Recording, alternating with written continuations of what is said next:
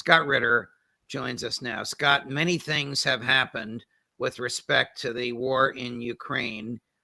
Decisions in Moscow, events on the battlefield, decisions in Washington, decisions in Berlin. But I want to start with something you've written about extensively lately. In fact, your piece on it was the best I have seen on this event. And of course, as you know, thanks to you and Colonel McGregor, I've begun to devour everything I can get my hands on. And that is Ramstein.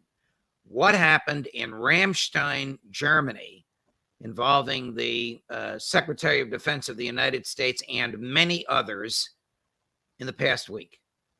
Well, on January 20th, they convened, I believe, the eighth session of what they call the Ramstein Contact Group.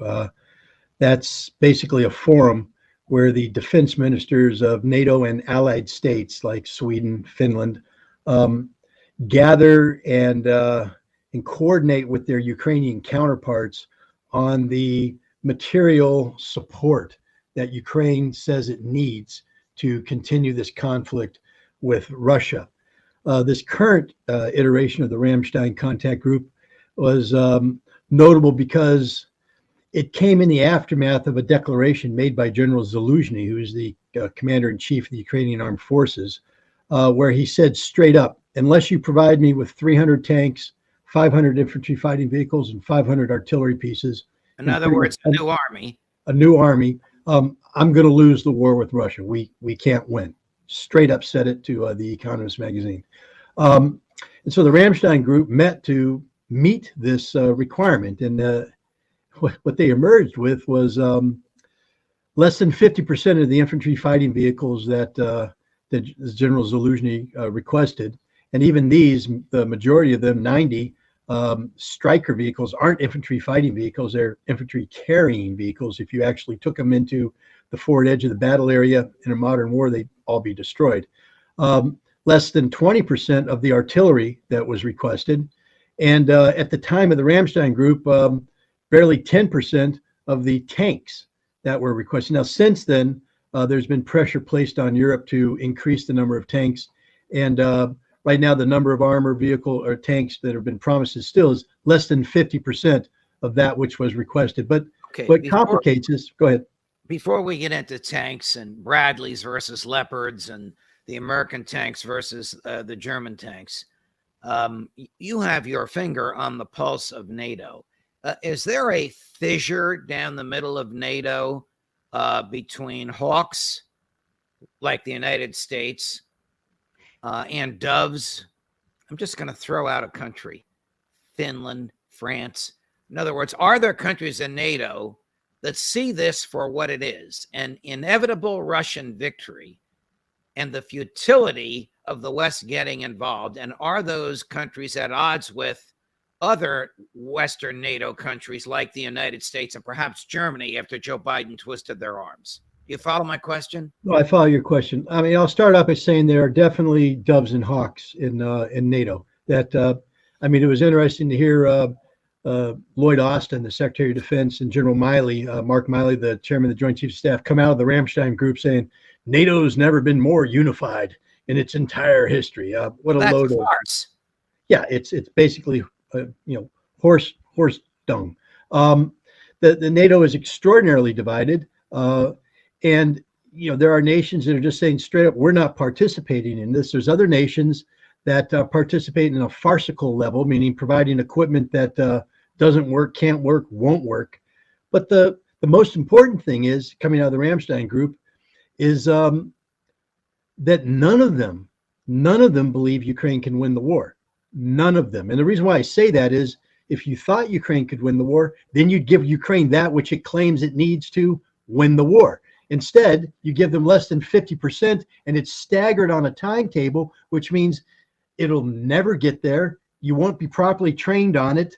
It won't be logistically sustainable. So you're guaranteeing that Ukraine will lose the war, but you're creating the political image that we're doing everything in our power to help Ukraine win. If they fail to win, that's on Ukraine. Why did President Biden, Secretary of State Blinken, Secretary of Defense Austin twist the arms of their opposite numbers in Germany to get Germany to spring loose with these Leopard tanks? What is the significance? Sounds like more than one. I put Chris on the other side of the house. What is the significance, Scott, of German tanks, if anything? Okay, let me try and answer the question. The arm twisting that took place is purely political. The fact of the matter is, Germany is constrained by law to provide military equipment of this nature. I mean, there's in the aftermath of the Second World War, there's this, and today is Holocaust Remembrance Day. People should recall that. There's this thing, never again. And that was about never again will we allow the Holocaust to take place. But Germany took that to heart. Never again meant never again will they allow Germany, and especially German industry, to be militarized in a manner which has German tanks going on Ukrainian soil to kill Russians, which is what people have been asking to do. Germany was the key here. The Leopard 2 tank is the most modern tank that's available in numbers sufficient enough to actually have a meaningful impact on the battle, but they can't be provided unless Germany agrees to the exportation. Germany said, we're not going to do it unless somebody else steps up to the plate. The British said 14 Challenger tanks. That's nothing. The Germans wanted Americans. So the Americans said that they would, I apologize for this. The Americans said that they would provide the M1 tank, but they're not. It's a lie. First of all, we're not giving the Ukrainians the real tank. The real tank has depleted uranium armor and can actually survive in a modern battlefield. We're not giving them that. We're giving them the old tank with steel armor, and we don't even have those. So it's going to take months to prepare these things, to produce them. Some people say they won't be available until the summer, the fall, maybe even next year, which means the M1 Abrams tank isn't part of this. It's all about Germany getting the German tanks freed up. And that's what the United States did. We misled the Germans. We lied to the Germans. We lied to the Ukrainians in order to get them to release these Leopard 2 tanks. Colonel McGregor, our colleague on Judging Freedom and Elsewhere, says that the Leopard 2 tank is a far better tank than the Bradley. He agrees with you. It'll take months to get there. Here's Admiral Kirby on how long the spokesperson for the Defense Department, though in this clip, he's speaking from the White House, how long it will take the tanks to get there. Watch how reluctant his answer is. Battlefield. And given the process, what's the soonest the Abrams could get there? The Pentagon, I think, talked about this earlier today. There's no date certain on the calendar. I think what we're looking at is what's probably going to be many months before they're actually there. Good, Patsy. Thank you. Many months from now, will there even be a war going on to receive the tanks, or will the Russians have triumphed? Whatever many months means, it's got to be more than 3 or 4 if he's using the word many. Yeah, these tanks aren't going to be provided from drawdown stocks. That's what previously had happened. We went and took equipment out of the American inventory and gave it to the Ukrainians. These tanks have to be built, which means we have to get the money to the producer. They have to be built, and the timeline for that could be. This is different than the other military equipment we've been providing, which has been from either surplus or substance, but drawdown. The stuff already existed.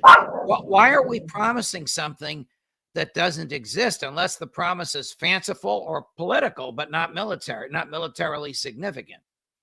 Well, that's exactly it. It's not military. My bet is the M1 Abrams will never show up on the Ukrainian battlefield, because the reason why I say this is let's just draw on Zelensky, the president of Ukraine himself. He came out and said, if I don't get these tanks by August, it's too late. Now, what do you mean too late? It means the war is over, and he knows that. He knows it. Zaluzhny knows it. All the Ukrainians know it, that this war is over unless they receive overwhelming amounts of military support, which they're not getting. Let's get to the battlefield. How is the Russian will to fight now that the troops that have arrived are either reservists called up and trained, probably veterans, they've been there before, not in Ukraine, but they've done something in the military before, or conscripts?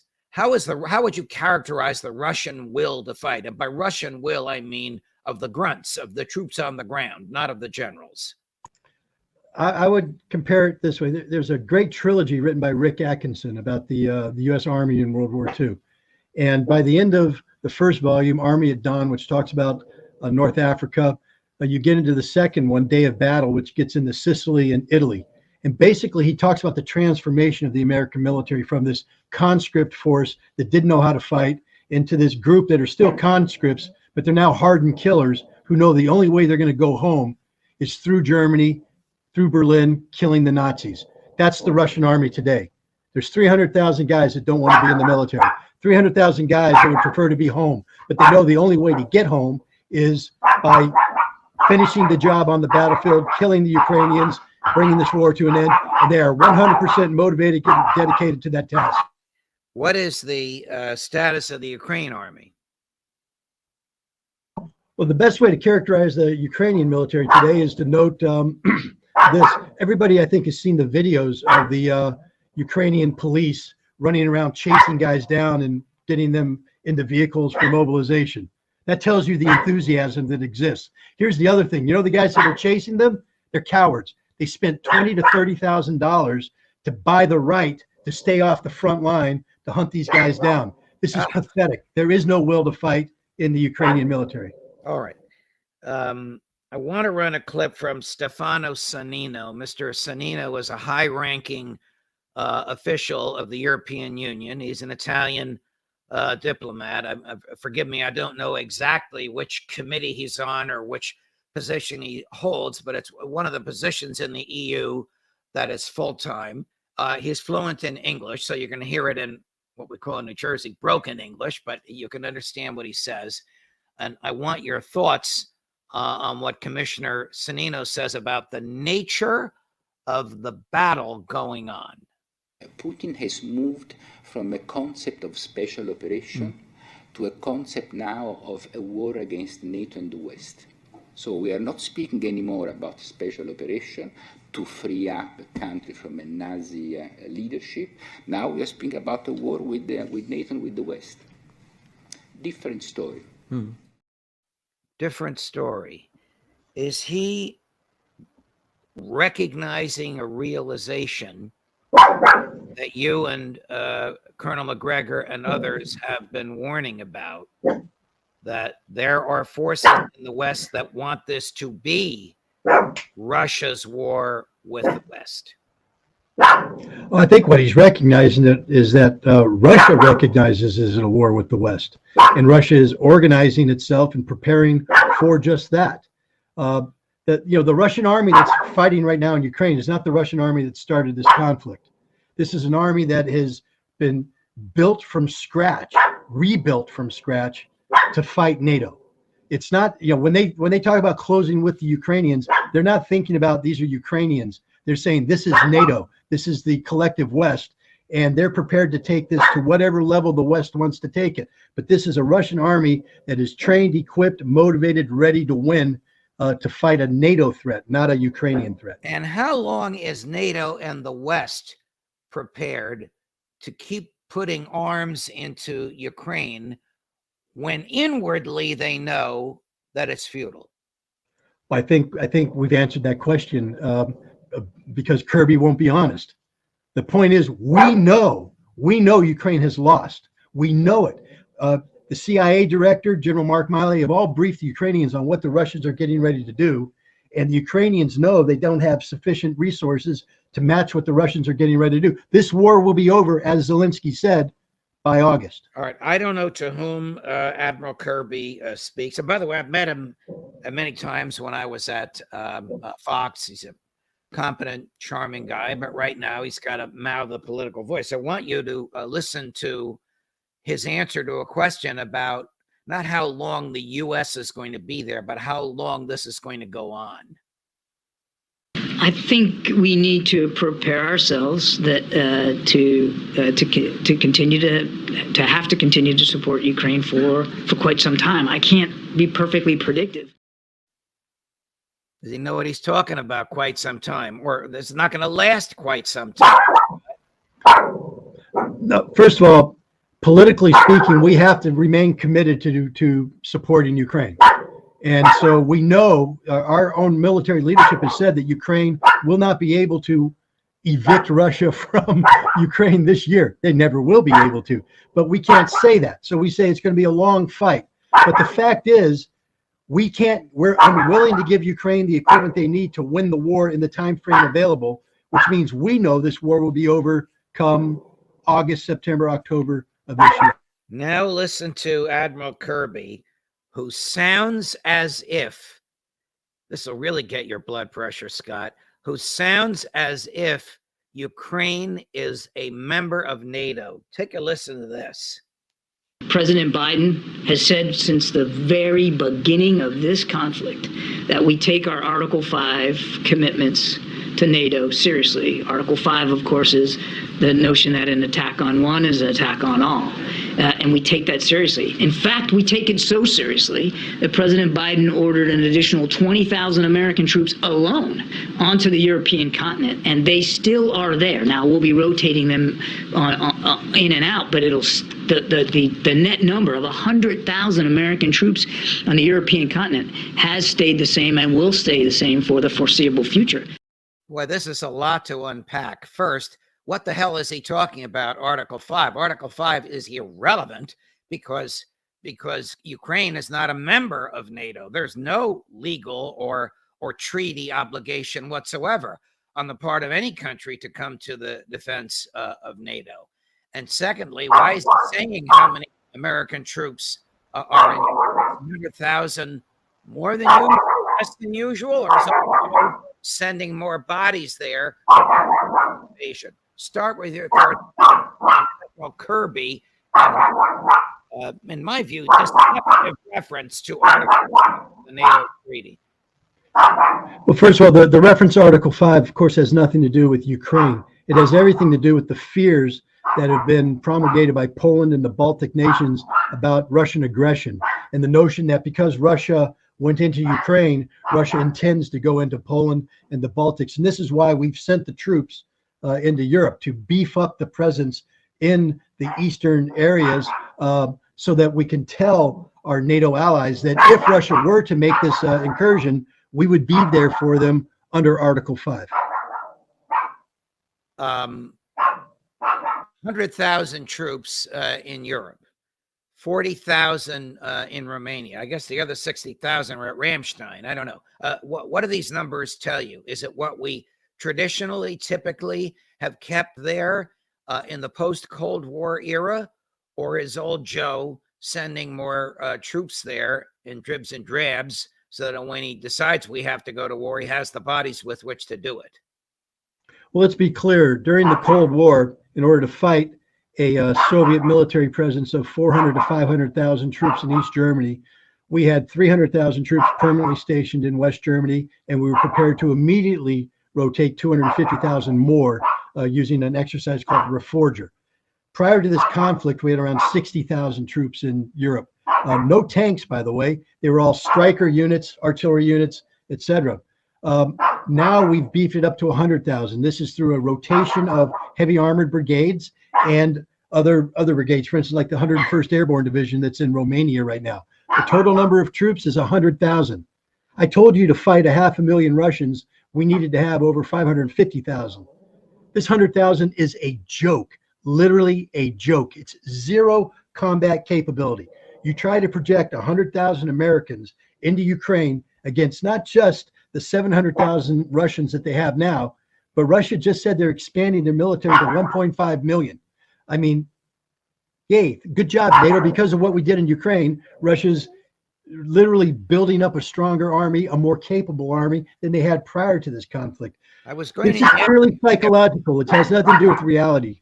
I was going to ask you if Putin is depleting the strength of his army, but you've already put your finger on that pulse, and your argument is that no, he's not depleting it. He's making it bigger and stronger. Yeah, the fact is Russia's taking casualties. Let's not pretend it hasn't.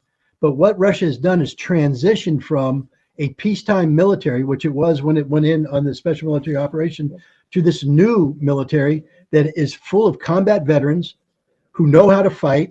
Russia has fixed its mobilization problems. Russia has fixed its defense industry problems. we promise tanks that we can't build. And it's going to take us months to get our defense industry to build a handful of tanks. Russia's building between 20 and 40 T-90 modern battle tanks every month. What Their is defense industry is cranking. significance in a land war to tanks? I always thought that, trying to remember my days from basic training, the infantry is the queen of battle. You remember that line? What is the significance of tanks? Well, today tanks have actually been diminished because the proliferation of guided anti-tank missiles amongst infantry means that if a tank goes out and tries to bum rush a unit that's dug in, you're going to lose your tanks. The tanks have to operate as part of a combined arms team with sufficient artillery support, dismounted and mounted infantry, and then the tank has some utility. But the tank has to keep moving, and the tank has to be supported. Russia is trained to do this. We're trained to do this. You know who's not trained to do it with this new equipment they're getting in? The Ukrainians. We are literally feeding them suicide pills every time we give them this equipment. One of the points you make in your recent article that starts out about Rammstein, and it's a brilliant article, by the way, Scott, and it brings us down to the ground in Ukraine, is how, and I can't use the adjective because it's a military adjective, it's a 4-letter word turned into a gerund, how blankety blank miserable the Abrams and Bradley tanks are, how they break down all the time, how nearly impossible it is to keep them operating for Americans that have been trained for years on maintaining these things. Is this right? No, it's 100% right. Look, in the best of conditions, an Abrams tank for every 1 hour of operation in the field needs 3 hours of maintenance. Oh. That's the best conditions. Now we put it in combat conditions where you're not getting the proper, continuous maintenance. Things get breaking down. You're probably looking at 5 to 6 hours of maintenance for every 1 hour of combat time. This requires full-time, highly trained maintenance crews that the Ukrainians don't have. So the Ukrainians now, when a tank breaks, are going to have to take that tank and remove it out of Ukraine back to Poland or Germany to be repaired. This is an impossibly complicated logistical support mechanism. It's doomed to fail. Before I let you go, what is the name of your friend who's gotten as much sound in this as you have? That is Maverick, and I apologize for him. He, I scheduled, the reason why I picked the 3 o'clock time table for you is that this was supposed to be a window where nobody was coming in and out of my house. But in the middle of the interview, somebody came in the house and the dog has just gone bonkers. So I apologize for that. When Chris is here, he doesn't bark, but he nips at my hands and feet. I'm not sure which is worse. Scott, no matter what we're talking about, I know that our audience genuinely appreciates you, and you know how much I do. Thanks very much for joining us. Thanks for having me, and thanks for tolerating Maverick. Oh, of course. Give Maverick our best. Judge Napolitano. Okay. Judge Napolitano for Judging Freedom.